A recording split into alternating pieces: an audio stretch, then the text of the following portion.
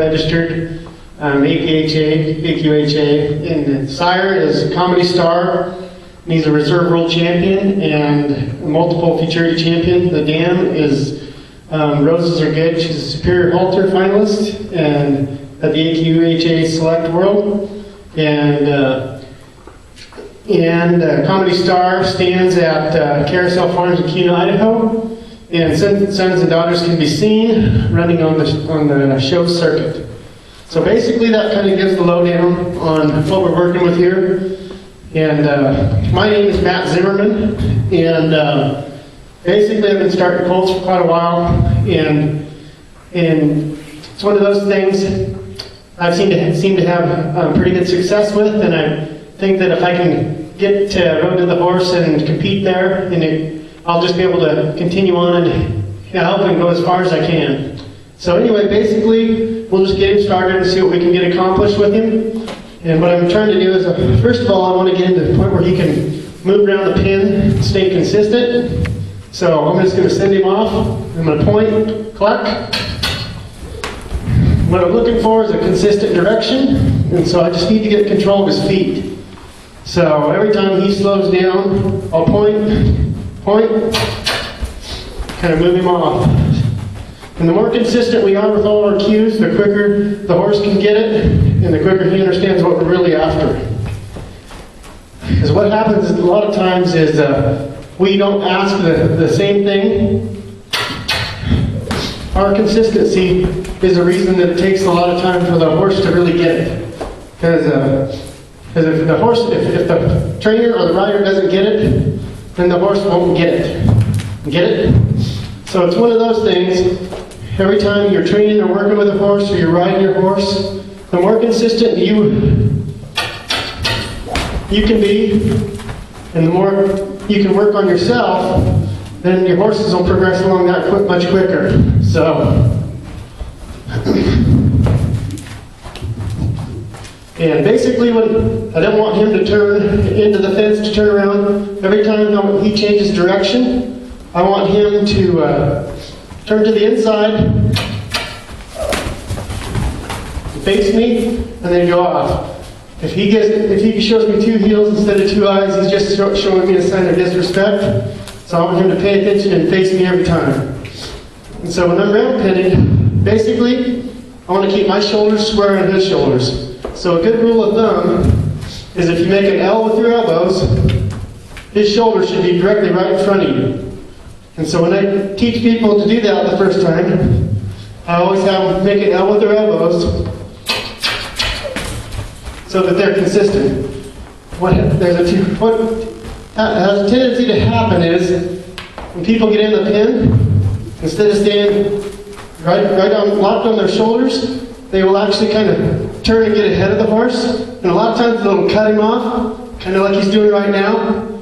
He's deciding whether he wants to turn, or if it's a hotter horse, he thinks you're trying to pinch him off and he'll speed up. So if I'm ahead of him, a lot of times they'll speed up, and then if I drag back and go towards his hip, most of the time they'll just slow up. Because I'm taking the pressure off. So initially right now, if I stay locked onto his shoulder and keep him in that drive position until he gets real consistent. So then when I get that real consistency going around the pin, the next thing that I want to do is I want him to turn in, face me, and then square up or go the other direction. So the first thing is the consistent direction going around. And then the second thing is a change of direction. So we'll see, he's doing really good here, going at a pretty good easy speed. And so when I ask to change direction, what I'm going to do, I'm going to change my body position and change my body language so that I go from as big as I can be to as small as I can be. How I do that, I'm going to take the shoulder that's closest to his head and I'm going to put it towards his horse and turn my body. So we'll see, because out in the wild, the mountain lion, when they come after him, or the predators, they get bigger. So see what he did when I got bigger right there? He speeded up. So when I get smaller and passive, he's going to have a tendency to kind of turn and look what I'm doing, because none of their predators decide they're chasing them out of the desert. They just decide, you know what, I'm really not that hungry today. And they just kind of walk off. That generally doesn't happen. So what I'm going to try to do right here, I'm going to turn my shoulder that's closest to his head toward him, and then step out, and then draw him away. And if he stands right there, I'll put him back to work. So he needs to make that decision to turn in.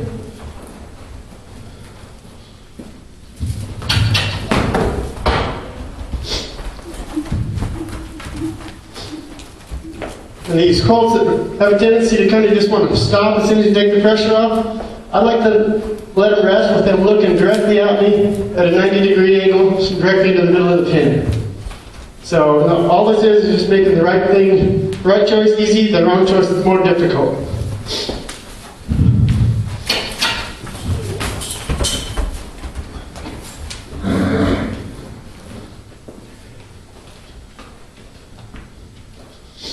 Okay, now he's going to turn and go the other way, so we're going to change it again. Put a little bit more energy in his feet. There we go. And basically, like with him, he's a good example right here, because if he's just going to be a little passive, I'm just going to keep doing this until I get him to turn in the right direction. I don't want to change and let him go the other direction and work on something else until we get this one down right. So if I step over, step in front of him. There we go. And as soon as he looks at me, I draw away. Now if he drifts off, okay, now we're going back to work. He made the choice to go back to work. Right there, if he would have stopped and just looked at me, I would have let him rest. But if he wanders off, he's just saying, you know what, buddy, you're on your own. So I said, okay, then we'll put you back to work and we'll make you do it right. And so now so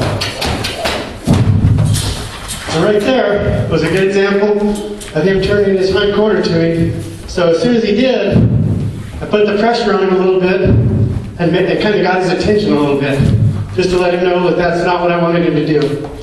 So we'll just recap. I'll keep recapping so everybody knows what we're doing. We got consistent direction going to the right, and then what I worked on was a change of direction to the inside, and now we're working on a consistent direction to the left. And we'll get that down, and then we'll change direction again. Basically, when we get good control of his feet, then we know what his mind's doing.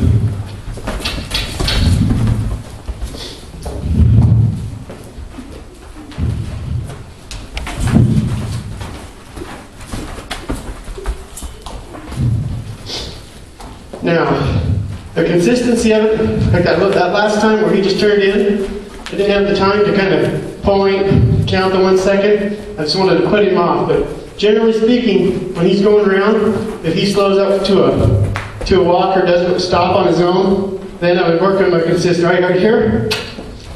There we go. But you have to let him make the mistake and then redirect the energy with your cues.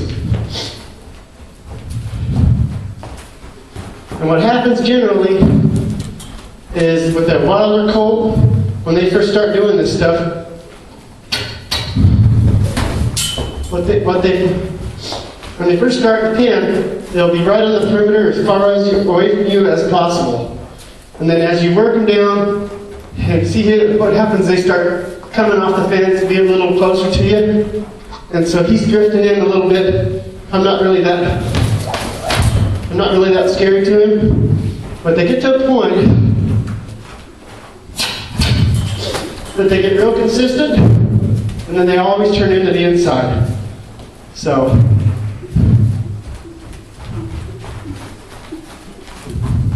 we'll see what he does here as far as turning in. Not bad. And he kind of went off on his own. I'll just kind of go with him. So he's done all four so far. He's done a consistent to the it was to the right, change to the inside, consistent to the left, change to the inside, and then once they get that,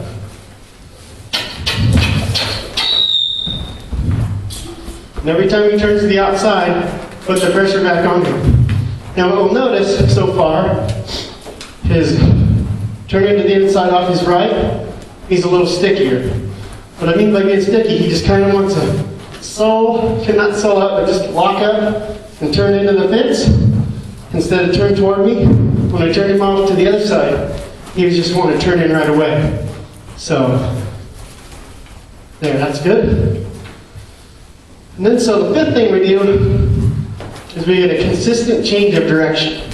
So I want to be able to send him off, and I want him to be able to turn and face in, and then send him off the other direction, and really get good control. There we go. The other thing that I'm doing also, that I didn't explain, is when I ask him to turn and change direction, I change my body, but I also raise my hand up as an imaginary cue. Hand goes up. There we go. So, turning my body, I'll just stop for 1 second and explain this. When he's going around, say if the horse is right in front of me, and he's going around, I'm locked up, square to his shoulder. Then when I want to change his direction, I turn my body from as wide as I can be to as narrow as I can be. And then I raise my hand up as an imaginary cue that tells him to turn, square out and face me, and then go the other direction. So that's the theory behind it. And so, by going big to small. So, and the consistency is the key.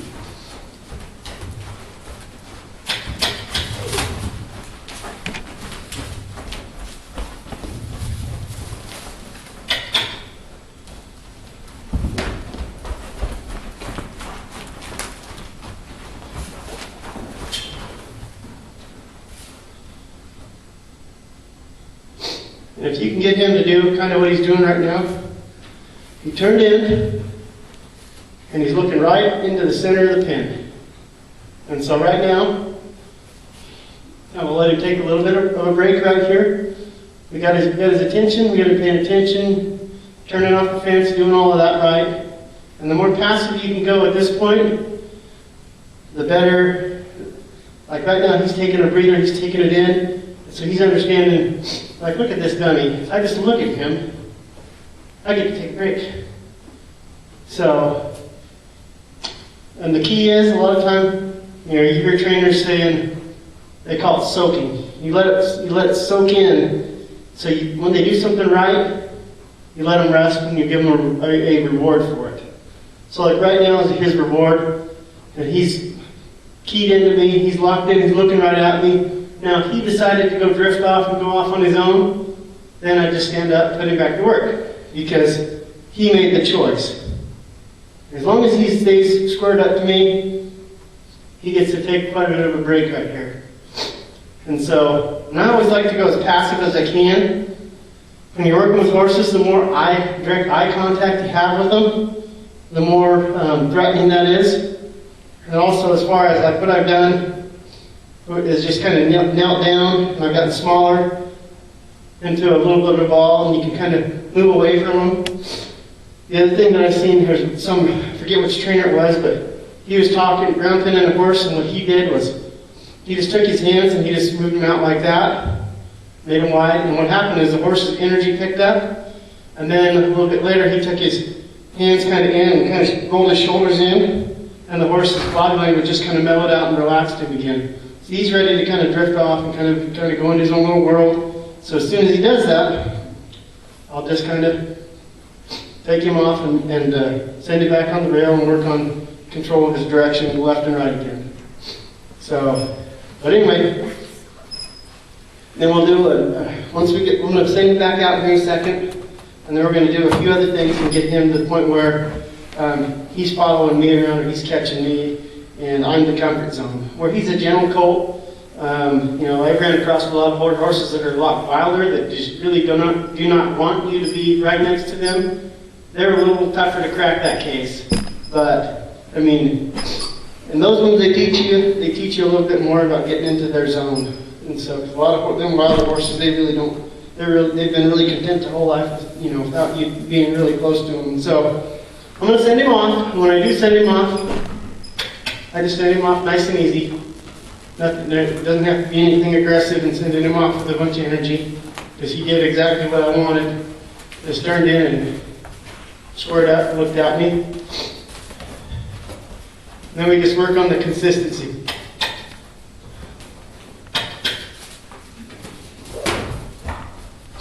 We'll work on the, right now I'm going to get him to the point where he's a little more consistent as far as changing the direction and going the other way. There, that was good. And we'll kind of, there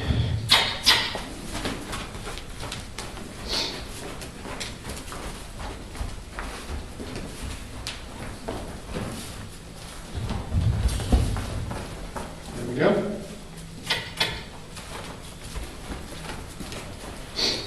And the reason why I do this is because I get control of their feet. The horse always goes back to what they know. And if you can get that foundation set in solid, I'm not going to introduce anything to him until I got good control of his feet. So once I decide to start putting things on him, like a bridle, a saddle, anything that's going to cause him or give him some room for concern to kind of get scared and do something to hurt himself or anybody else, I'll add a little piece at a time. So I'll put something on and we'll go do this. Because if he panics, I got control of his feet. I can change his direction, slow down all of that energy and all of that motion, and make him go the other way. And so I start increasing piece by piece the stuff that'll scare a horse. A horse that's scared to be, that tension on the girth is the one that always kind of grabs a horse, and anything flapping on their side will scare him. And so, but by doing this, they essentially get to the point where they really trust you, and you can put anything on them and do almost anything to them, and if they get a little bit scared, they turn and they trust you to do what you're asking with whatever you want on them.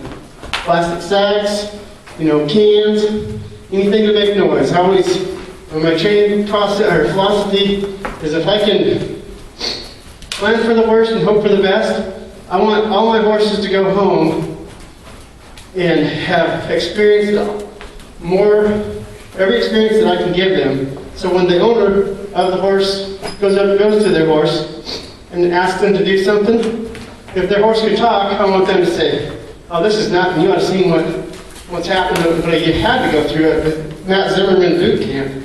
So if you do all these things and have all these experiences, then they're more well-rounded. They've seen a lot more stuff in the world, and they're not going to be real spooky. And there we go.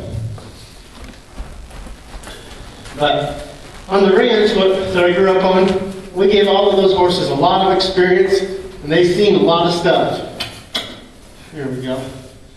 And so I just got used to doing it, and I thought everybody in the whole world did that. Well, the more places I go, the more things I see. That's not necessarily the case. So, but this is just the way I've done it, and I like to implement it into my program that way.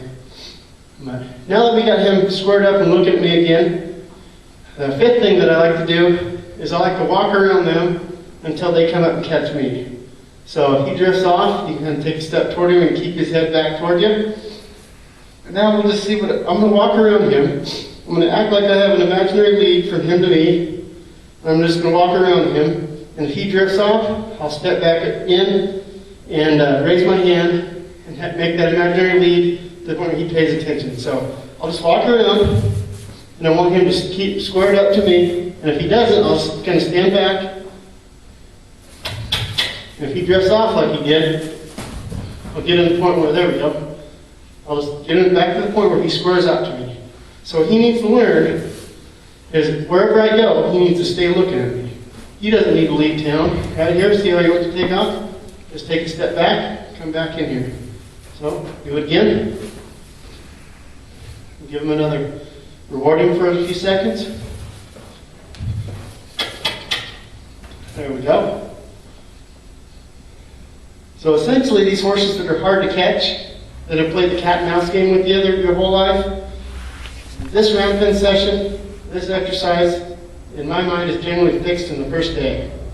If you do it right, and it's done, it's done. I had a lady drop a horse off, and she says, Matt, I went to pick it up, and that horse, we used to catch him, he was gentle. I don't know what happened to him, but it took us 45 minutes to catch him in a pen.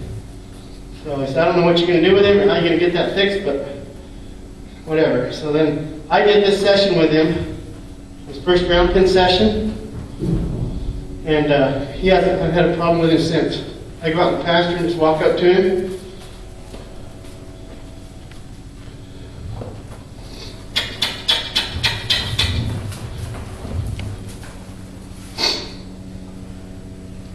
So we'll just get him to the point where he'll stay squared up. And you see how he just wants to drift away, leave town as soon as I decide to walk off? Casually just going to walk around. I want that hip to move over. Raise my hand up.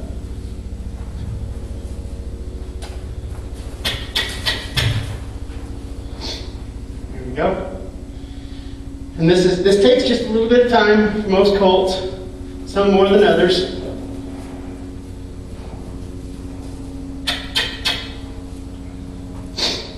And once they get it, they get it. And you want to get to the point where you can do this anywhere. You can progress it from ground pen, and you go out into the arena, and you go out into the pasture. Or if you turn your body, raise your hand, that doesn't mean show me what kind of Arab you are. Put your tail in the air and go run off to the other end of the pasture. Most of the time, if you do it right, when you raise your hand and turn your body, they should look at you square up. And then, with a lot of the colts that I work with, I just walk around the perimeter, and then they'll just come walking up to me. So essentially, right now, we'll see what we can get done with him as far as, there we go. He went to come and turn in, and I kind of blocked him there. So we'll do it again. There we go. And he'll get to a point that, there we go. Good boy. Let's try again. Hold that head right here. As soon as he goes to leave, kind of step back, raise your hand up. Almost, right? There we go. Right there. That's what we're after. I want him to say, look how dumb this guy is. Every time I look at him, he just lets me take a breath, do what I want. So I'll come back around this way. There's my hand up.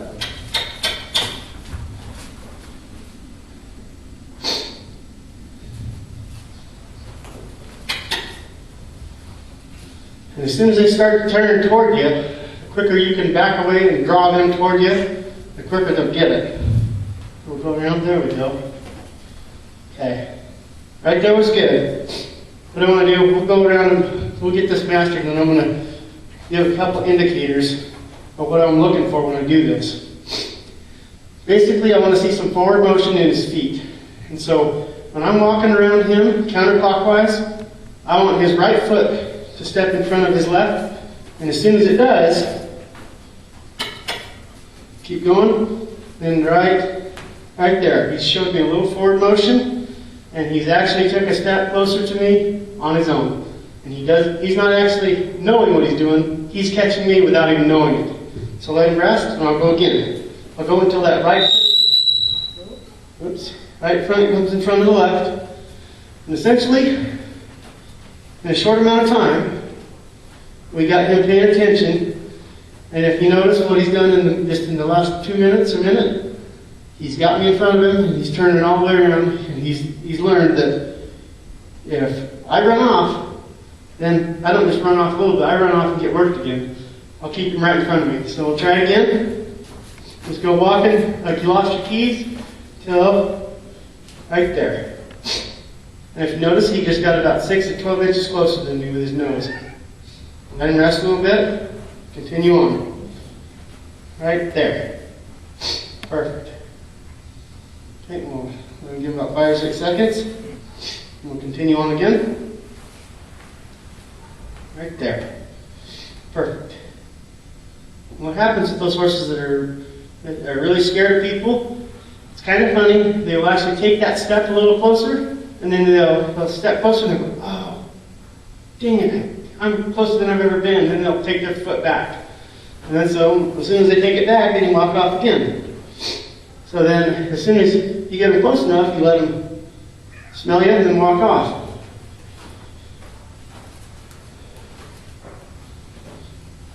There we go. So by getting control of the horse's feet, I can get control of his mind. I know what he's thinking. He don't really want to leave town. He just as soon be with me.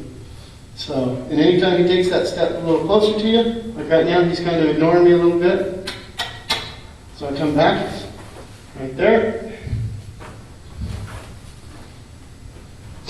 So right now, there we go. He was borderline checking out on me, right there. Because what was happening is I was walking around clockwise, and he just thought, you know what? I think I might just kind of walk off and leave town right here. And so all you have to do is step back towards his head until he turns and faces you again. Let him rest a little bit, and we'll try it again. Right there. Whoa. See that, what he just did? The left front crossed over in front of the right, and he took it one step closer to me. So we'll go again. Right there. Good. Let him smell you. Walk away. Put my hand out, and he kind of drifted back like, yeah, I don't know about that. Perfect. Today when I went to catch this horse in the pasture, what did he do for me? He showed me his butt. So I had to kind of come out nice and easy. But now, from now on, when we catch this horse, you go into a pen, and you put your hand up and walk around him. He should know what this means.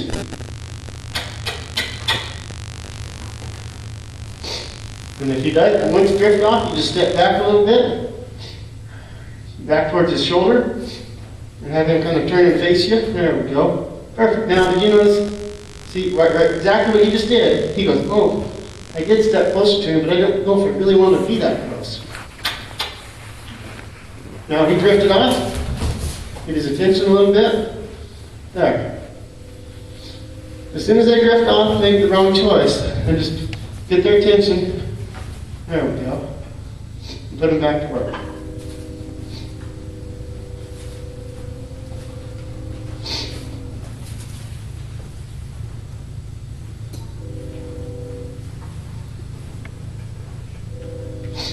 And see, he's got me locked up in front of him, but he's just a little leery on me touching him at this point. So we'll just kind of walk around and get him to the point where he's going to stay squared up to me. And essentially, I want to get to a point where I can touch him just lightly on the nose or the shoulder or wherever I can touch him, and then move off. There we go.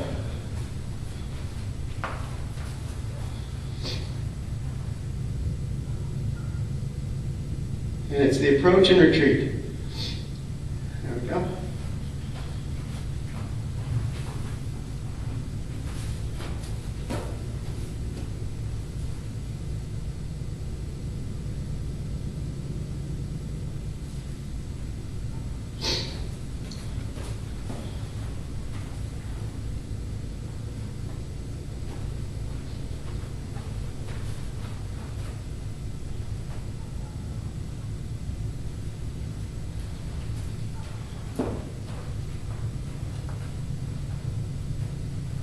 See, every time I stick my hand out at this point, he's wanting to kind of drift off. There we go. Let's get a little closer to him.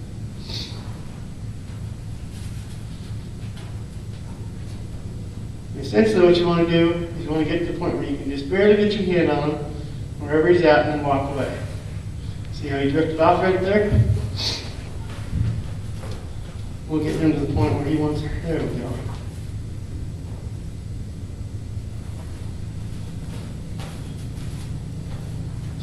And the key is just getting your hand on him and then walking away. There he's licking and chewing right now. showing a sign that he's comfortable with me.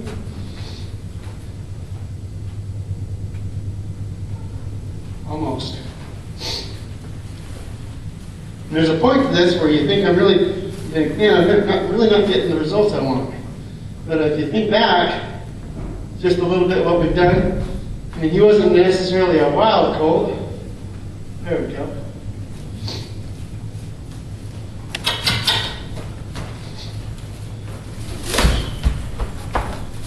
Wasn't necessarily a wild colt, but he's just got that little learningness, like he doesn't really want you touching him because it's really not his idea. There we go.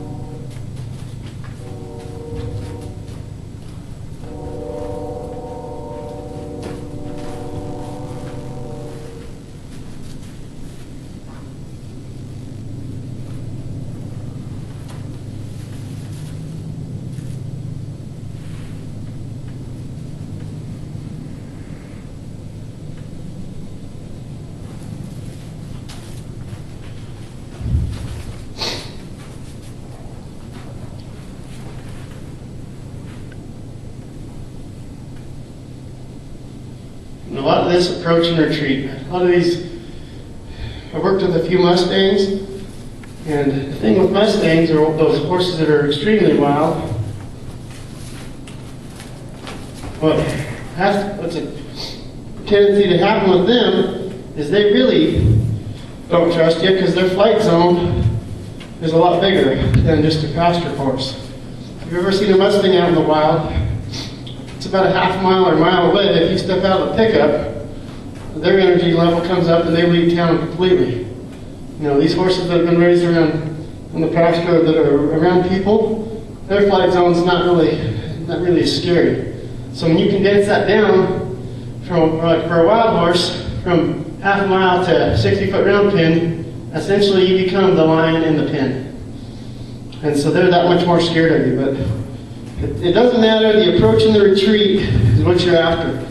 This little guy's learned, and he's learning, that when he's close to me, he gets rubbed. There's no reason to kind of want to leave town because I'll probably rub him where he likes to be rubbed. And eventually, do enough of this, they just want to follow you around the pen.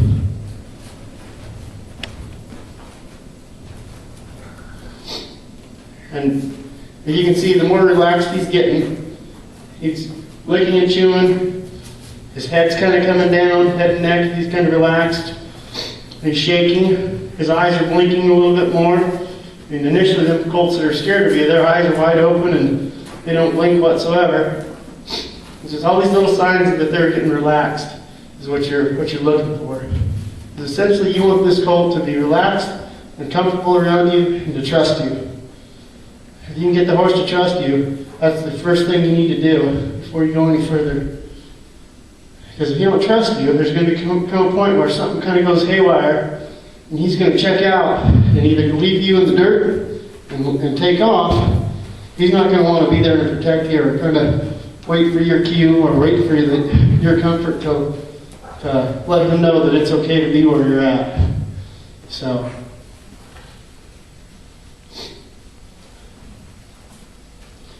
And he's starting to do it already. He's starting to kind of want to just follow me around the pen, taking a few more steps toward me, having that forward motion.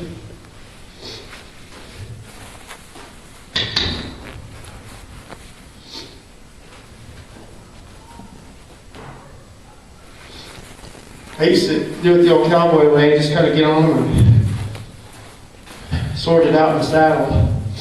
But anymore, I've realized that if I can get these guys to want to be with me, I can actually get more done in a short amount of time than I ever did in a long time. Back on the ranch, we'd put a lot of miles on those horses, but every now and then you'd have one, after riding all day, buck you off coming home. And you wonder where and how he got that energy to muster it up to do that. But anymore, you do it this way, They trust you, and they want to be with you, and they will give you more.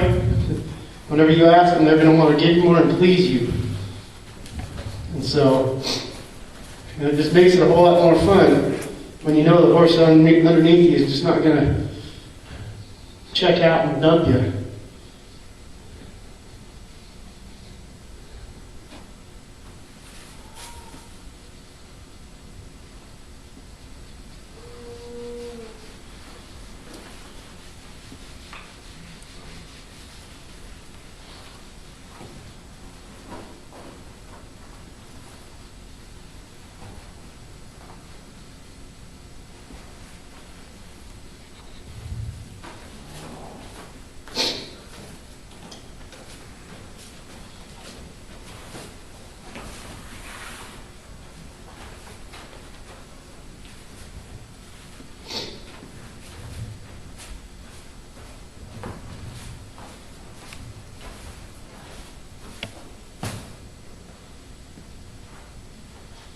Essentially, you want to be able to do both sides. Get on him to the point where he can see you on each side and rub him and get him used to you.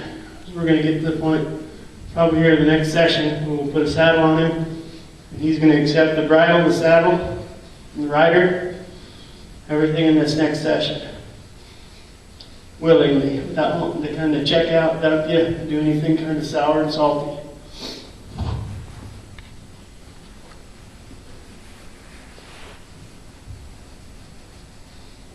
But key is, since we've done most of this work right, when I step into the pen tomorrow, a lot of this stuff is we're going to step right through it. In the first 3 or 4 minutes, he should remember all this stuff and have it figured out completely. We shouldn't have to go through this half an hour or 45 minutes that we just did.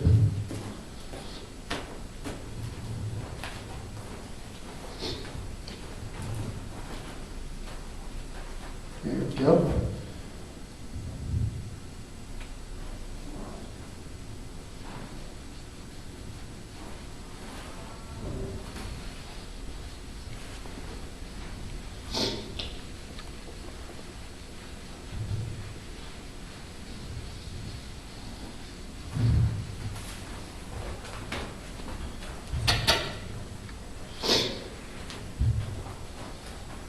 Right there, just kind of checked out on me. I was kind of heading out. So basically, here shortly, I'm going to probably end it in this first session, and I want to walk away from him. I don't want him to ever be the one to decide to kind of leave town and go on his own.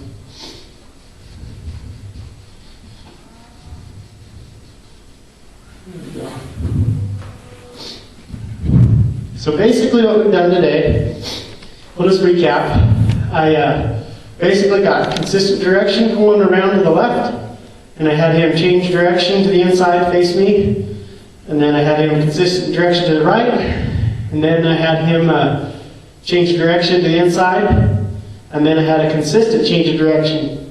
And what that did was give me the cue for the later part of my training. When he decided to leave, I had control of his feet. All I had to do was turn my body and raise my hand, and he would turn and face me and I'd go the other direction. And so we basically got pretty good control of his feet and got to the point where I could touch him, get up to him, and he's got a little more trust. He's kind of quiet, and I didn't want to work him down into the ground. I had a little fatigue into him. He's breathing a little bit. He's sweating a little bit. But right now I give him quite a few things to think about. And so the next session, we'll get him wearing a bit right away, and then we can desensitize him with a couple other things, and we'll just go from there. But anyway, we'll end it right here, and then we'll call it good for now, and then we'll pick up tomorrow, and then tomorrow should be the day where we can get a saddle on him, ride him, and everything be willing from there. Thanks.